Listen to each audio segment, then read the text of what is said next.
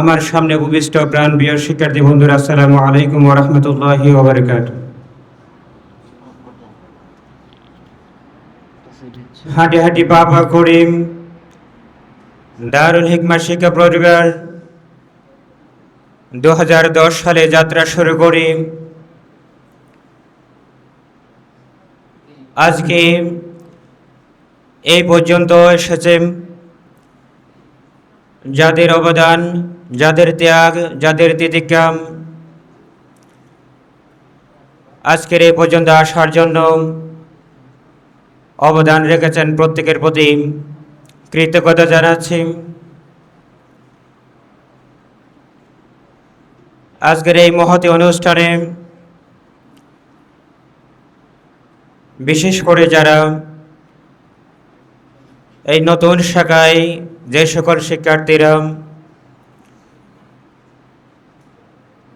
তাদের জ্ঞানের পরিধিকে ভরপুর করার জন্য পদচারণ করতে যাচ্ছে, আমি তাদের উদ্দেশ্যে দুই একটা কথা বলেই আমার আলোচনা রীতি টানবো ইনশাআল্লাহ।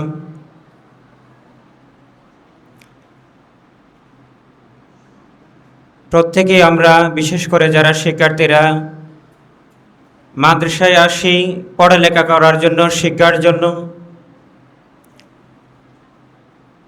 তার পাশাপাশি আমাদের আদব, আখলাক, বিহেভিয়ার, ম্যানার্স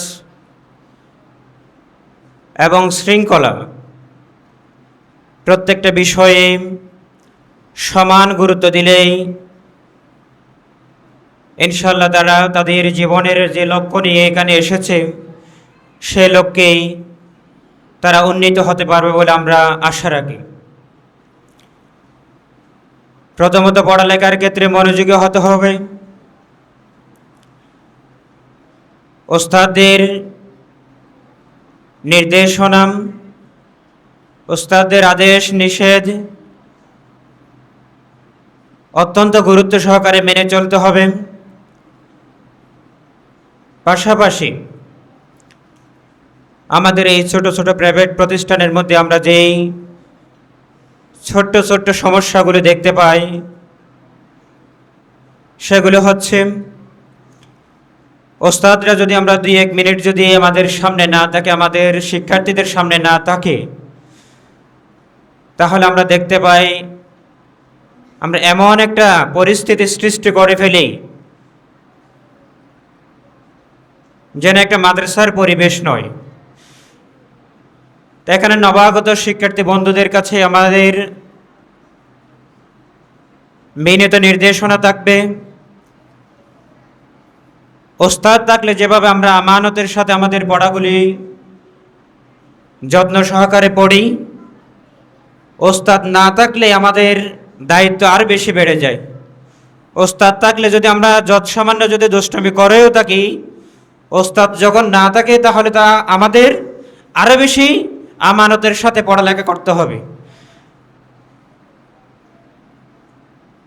পড়ালেখার পাশাপাশি আমরা যেটা দুষ্টমি না করি, বিশেষ করে খেলাধুলা করতে গিয়ে দেখা যায় একজন আরেকজনের গায়ের উপর পড়ে যায়, ধাক্কা খায়, তখন একটা মারাত্মক ধরনের অ্যাক্সিডেন্ট হয়, দুর্ঘটনা হয়। আমরা এই ধরনের অ্যাক্টিভিটিস থেকে আমাদেরকে বিরত রাখব। এবং আরেকটা বিষয় দেখা যায়, আমাদের আসবাবপত্র, মাদ্রাসার আসবাবপত্র আমরা নষ্ট করে ফেলি। ওয়াশরুমে ঢুকলাম, আমার কোনো প্রয়োজন নেই, ফ্ল্যাশ বক্সের চাবিটা আমরা খুলে ফেলি, ট্যাপটা লুজ করে ফেলি, তাহলে এটা হচ্ছে প্রতিষ্ঠানের পক্ষ থেকে আমাদের জন্য আমানত। এই আমানতগুলি আমরা যথাযথভাবে রক্ষা করব। এই সৌন্দর্য আমাদের জন্য।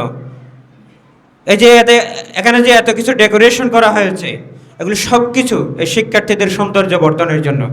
এই সৌন্দর্য বর্ধন রক্ষা করার জন্য, এই সৌন্দর্য বর্ধন আরও বৃদ্ধি করার জন্য মাদ্রাসা কর্তৃপক্ষের পাশাপাশি আমাদের শিক্ষার্থীদের যথেষ্ট গুরুত্ব দেওয়া উচিত।